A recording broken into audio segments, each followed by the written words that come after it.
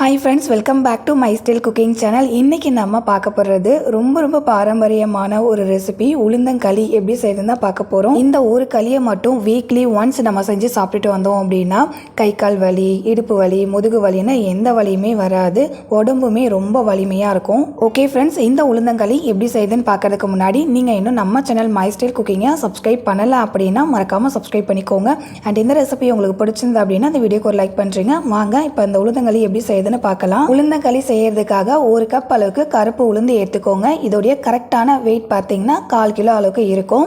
உளுந்த மெஷர் பண்ண அதே கப்பால 1/4 கப் அளவுக்கு புழுங்கல் அரிசி எடுத்துக்கோங்க. புழுங்கல் அரிசிக்கு பதிலாக அதே 1/4 கப் அளவுக்கு பச்சரிசி கூட ஆட் பண்ணிக்கலாம். இந்த உளுந்தங்களி செய்யறதுக்காக கருப்பு உளுந்து யூஸ் பண்ணீங்க அப்படின்னா உளுந்துல இருக்கிற முழு சத்துமே நமக்கு ஃபுல்லா கிடைக்கும். இந்த அரிசியையும் உளுந்தையும் தண்ணி ஊற்றி ஒரு 4லேருந்து 5 டைம் நல்லா கிளீனாக வாஷ் பண்ணிட்டு கழுவின தண்ணியை வடிகட்டிட்டு இந்த அரிசி உளுந்த ஒரு ஃபில்டரில் மாற்றிட்டு ஒரு 2-3 நிமிஷம் போல் அப்படியே வச்சுடுங்க. அதில் இருக்க தண்ணி வடியட்டும். கரெக்டாக ஒரு 2-3 நிமிஷம் விட்டோம் அப்படின்னாலவே அதில் இருக்க தண்ணி எல்லாமே வடிஞ்சிடும். 2-3 நிமிஷம் ஆனதுக்கு அப்புறமா இந்த அரிசி உளுந்தை வந்துட்டு ஒரு காட்டன் கிளாத் மேலே போட்டு இந்த மாதிரி நல்லா ஸ்ப்ரெட் பண்ணி விடுங்க. இந்த அரிசி உளுந்தை ஃபேன் கடியிலேயே ஒரு 5 நிமிஷம் போல் காய வைங்க. 5 நிமிஷத்துலேயே அரிசியும் உளுந்தும் நல்லா காஞ்சிட்டு இந்த மாதிரி கையில் எடுத்து நம்ம கீழே விட்டோம் அப்படின்னா நல்லா உதிரியாக கையில் ஒட்டாமல் விழுதில்லை, இந்த அளவுக்கு காஞ்சிருக்கும். அடுத்து ஸ்டவ் ஆன் பண்ணிவிட்டு ஒரு பாத்திரம் வச்சுக்கோங்க. அதில் நம்ம கழுவி காய வச்ச அரிசி உளுந்து ரெண்டுத்தையுமே சேர்த்துட்டு இந்த அரிசி உளுந்தோடைய கலர் சேஞ்ச் ஆகி நல்ல வாசனை வர வரைக்கும் வறுத்து விடுங்க. மீடியம் ஃப்ளேமில் வச்சு உளுந்தை வறுத்து விடுங்க. அப்போ தான் நல்லா வரப்பட்டு வரும். ஹை ஃப்ளேமில் வச்சு வறுத்து விட்டீங்க அப்படின்னா கலர் மட்டும் சேஞ்ச் ஆகிடும், உளுந்து சரியாக வரப்படாமல் இருக்கும்.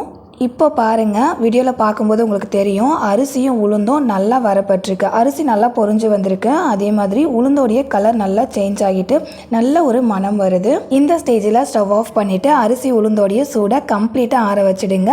அரிசி உளுந்தோடைய சூடு கம்ப்ளீட்டாக ஆறினதுக்கு அப்புறமா அதை அப்படியே மிக்சி கப்பில் மாற்றிட்டு இது கூட ஒரு 7 ஏலக்காய் சேர்த்துட்டு மிக்சி கப்பை க்ளோஸ் பண்ணிவிட்டு நல்லா ஃபைனாக அரைச்சிக்கோங்க. ரொம்ப பவுடராக அரைக்கணும் அப்படின்ற அவசியம் இல்லை. வீடியோவில் காமிக்கிறேன் பாருங்கள். இந்த மாதிரி கொஞ்சம் நரன்னு இருக்கிற போல் அரைச்சிங்க அப்படின்னா கூட ஓகே தான். இப்போது இது அப்படியே இருக்கட்டும். நெக்ஸ்ட்டு ஸ்டவ் ஆன் பண்ணிவிட்டு ஒரு பேன் வச்சுட்டு அதில் 1.5 கப் அளவுக்கு கருப்பட்டி சேர்த்துக்கோங்க. கருப்பட்டிக்கு பதிலாக வெல்லம் அண்ட் நாட்டு சக்கரை கூட சேர்த்துக்கலாம்.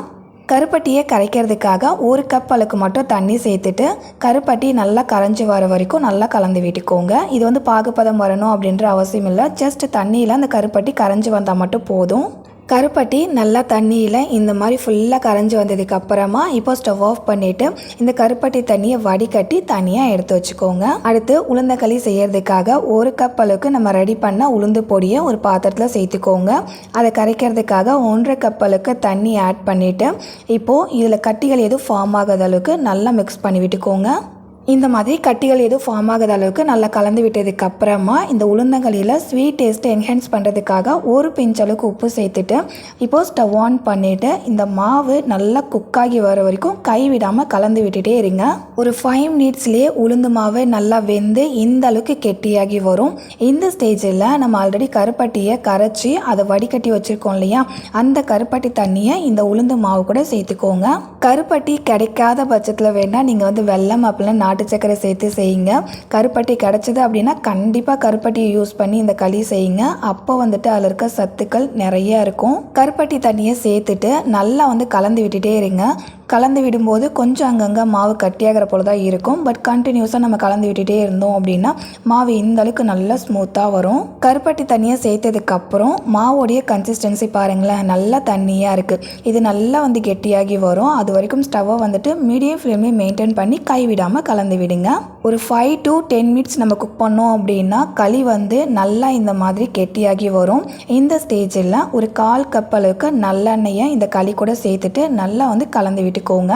இந்த உளுந்தங்களி செய்யறதுக்காக 1 கப் அளவுக்கு நல்லெண்ணெய் தேவைப்படும். எல்லா எண்ணெயுமே களி கூட சேர்த்து கலந்து விடாமல் முதல்ல ஒரு 1/4 கப் அளவுக்கு எண்ணெயை சேர்த்து நல்லா கலந்து விடுங்க. அந்த எண்ணெய் எல்லாமே களியில் நல்லா இந்த மாதிரி அப்சார்ப் ஆனதுக்கப்புறம் இன்னும் கொஞ்சம் 1/4 கப் அளவுக்கு எண்ணெய் சேர்த்து கலந்து விடுங்க. இந்த உளுந்தங்களி செய்யறதுக்காக இவ்வளோ எண்ணெய் சேர்க்கணுமா அப்படின்னு யோசிச்சிங்க அப்படின்னா ஒரு 1/2 கப் அளவுக்காவது நல்லெண்ணெய் சேர்த்து செய்யுங்க. நல்லெண்ணெய்க்கு பதிலாக நெய்லாம் கண்டிப்பாக ஆட் பண்ணக்கூடாது. இப்போ பாருங்கள், நம்ம 2ஆவதாக சேர்த்துக்கிட்ட 1/4 கப் அளவுக்கு எண்ணெயையும் இந்த களி களி வந்து நல்லா அப்சர்வ் பண்ணிடுச்சு. இப்போ மீதி இருக்கிற எல்லா எண்ணெயுமே இந்த களி கூட சேர்த்துட்டு நல்லா கலந்து விட்டுக்கலாம். இந்த மாதிரி உளுந்தங்களி செஞ்சு வளர்கிற குழந்தைங்க, ஆண் குழந்தைங்களா இருந்தாலும் சரி, பெண் குழந்தைங்களா இருந்தாலும் சரி, அதே மாதிரி வயசில் பெரியவங்களா இருந்தாலும் சரி, எல்லாருமே இந்த உளுந்தங்களியை தாராளமாக சாப்பிடலாம். அண்ட் இன்றைக்கி நான் சொல்லியிருக்க மெஷர்மெண்ட்லேயே இந்த உளுந்தங்களியை செய்யுங்க. களியோட டெக்ஸ்சர், அதோடைய ஸ்வீட் டேஸ்ட் எல்லாமே பர்ஃபெக்டாக இருக்கும். இப்போது நம்மளுடைய பாரம்பரியமான அண்ட் சுவையான உளுந்தங்களி ரொம்ப சூப்பராக ரெடி ஆகிடுச்சு. கரடியில் எடுத்து இந்த மாதிரி கீழே விட்டீங்க அப்படின்னா அப்படியே வழுக்கிட்டு விழுது பாருங்கள். இது வந்து கரெக்டான கன்சிஸ்டன்சி. இந்த ஸ்டேஜில் ஸ்டவ் ஆஃப் பண்ணிவிட்டு உளுந்தங்களியை சர்வ் பண்ணுங்கள். இந்த உளுந்தங்களியை வந்துட்டு வெளியிலே ஸ்டோர் பண்ணி வச்சிங்க அப்படின்னா ஒரு 2 நாள் வரைக்கும் கேட்டு போகாமல் இருக்கும். சப்போஸ் ஃப்ரிட்ஜில் ஸ்டோர் பண்ணி வச்சிங்க அப்படின்னா 10 நாள் வரைக்குமே தாராளமாக வச்சுக்கலாம். ஃப்ரெண்ட்ஸ், ஏற்கனவே நம்ம சேனலில் இந்த உளுந்து பொடியை யூஸ் பண்ணி லட்டு, அதுக்கப்புறம் கஞ்சிலாம் எப்படி செய்யணுன்ற ரெசிபி நான் ஆல்ரெடி போஸ்ட் பண்ணிட்டேன். ஸோ அந்த ரெசிபியோட லிங்க் இந்த வீடியோ கீழே டிஸ்கிரிப்ஷனில் தரேன், கண்டிப்பாக செக் பண்ணி பாருங்கள். ஓகே ஃப்ரெண்ட்ஸ், இன்றைக்கி உங்க கூட ஷேர் பண்ணிக்கிட்டேன் இந்த கருப்பு உளுந்தங்களி ரெசிபி உங்களுக்கு பிடிச்சிருக்குன்னு நினைக்கிறேன். பிடிச்சதுன்னா இந்த வீடியோக்கு மறக்காமல் ஒரு லைக் பண்ணுறீங்க. இதே போல் ஒரு இன்ட்ரெஸ்டிங்கான அண்ட் ஹெல்த்தியான ரெசிபியோட நாளைக்கு மதியம் 3 மணிக்கு மீட் பண்ணலாம் ஃப்ரெண்ட்ஸ். தேங்க்ஸ் ஃபார் வாட்சிங். பாய்.